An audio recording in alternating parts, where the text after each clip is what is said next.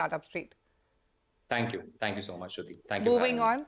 All right, moving on. SaaS platform actyv.ai has raised a total of $12 million as part of its pre-Series A funding round from 1Digi Ventures, Singapore, and the family office of Raghunath Subramanian.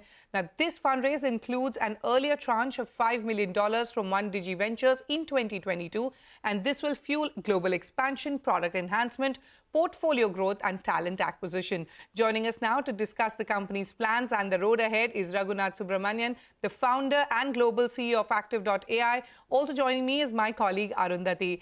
Welcome to Startup Street, Raghu. You are an enterprise SaaS company with embedded B2B, buy now, pay later, and insurance products. Take us through your offerings and how are you making operations more efficient for your clients using AI? Thanks, Shruti, and thanks, Arundhati. Thanks for having me. It's a great day for all of us in actyv.ai and the partners whom we work with.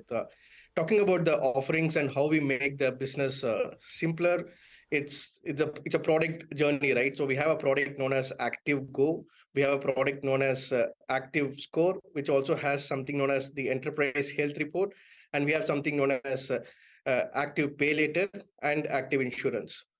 Classically, when an organization wants to grow, they have to make their existing business partners or their existing distributors buy more from them. Correct.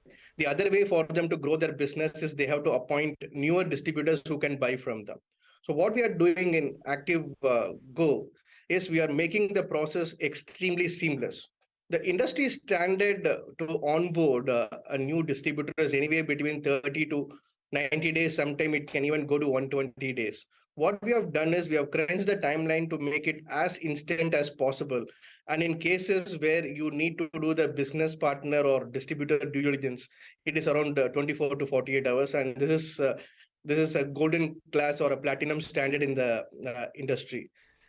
Once this is done, what we also do is the existing distributors, the manufacturing company, like FMCG company, who could be a biscuit manufacturer like Britannia, it could be a company like Adani Wilmar. What we are doing to the existing distributor ecosystem is when they want to procure more from the business, we are coming up with the offering known as buy later, which is known as BNPL, right?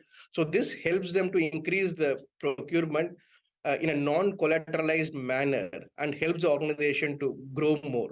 So these were usually not available as a platform offering. Things were there in a tiny tot or bits and pieces, right? So we have been able to put a platform that is making the entire process seamless and extremely efficient. Right, Raghu. So you're making the process seamless and extremely efficient. Hi, Arundhati here. You plan to use the funds to grow your portfolio, among other things. So talk to us about what's on top of the agenda. How will you allocate your funds? Thanks, Arundhati.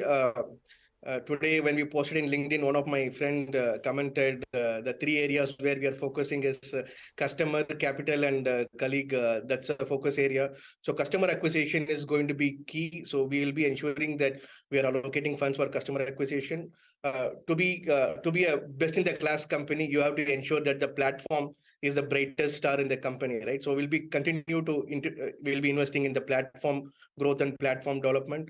Newer geographies is something that we consistently focus on, and top tier talent is something we are going to focus on. Right. So the emerging geographies are something which we are heavily investing on, which I speak about a bit later. So these are the three areas where we are planning to allocate the funds. Right. So customer acquisition is on top of your agenda at this point, amongst all of the other things as well. But Raghu, what are the new offerings in the pipeline? You spoke about the offerings that you already have, but what's in the pipeline? And in your product suite, what are the products you're seeing the most amount of traction for, and where will your focus remain? Yes, thanks, Arundhati. I just spoke about active insurance as early as today is when we got the approval from the regulatory authorities to do the business line for the category that we operate in. So active insurance is one of the newest product offering which we are co-creating with some of the top insurance companies in India. It specifically focuses on the transaction insurance, which does not exist in the emerging geography. So that is extremely a new product. We are working on a product known as Active Invest, which will be a game changer for the in the industry. These are the new offerings which we see to come in the foreseeable future. Also, the fastest moving product that we see is Active Go, which has a larger uptake from almost all the enterprise, the 20 plus enterprise customers we work with, and the large pipeline that we have. Active Pay Later is an outcome of Active Score. For Active Score, we have something known as Enterprise Health Report. Currently, we are focusing on the financial health of the business partner of enterprise. This has a huge demand in the industry. Okay. Usually, underwriting of the ecosystem of business partner does not happen at the enterprise level. It's a trust-based ecosystem. We help the enterprises to focus on revenue protection using this offering. Sure. And the newer offering, what we are going to bring in the business health is something that does not exist in the industry globally, which will be the digital health, Okay. the insurance health, and the ESG health. We have put a framework and we almost have a platform, and we should be launching that very soon in next 3 to 6 months. Okay. Raghu, one final question quickly, if you could answer that. You know, actyv.ai grew considerably in FY23, and in December alone, you saw the total BNPL throughput across $100 million. Where did the growth come from? And most importantly, what are your revenues looking like currently? Yeah, thanks, Shruti.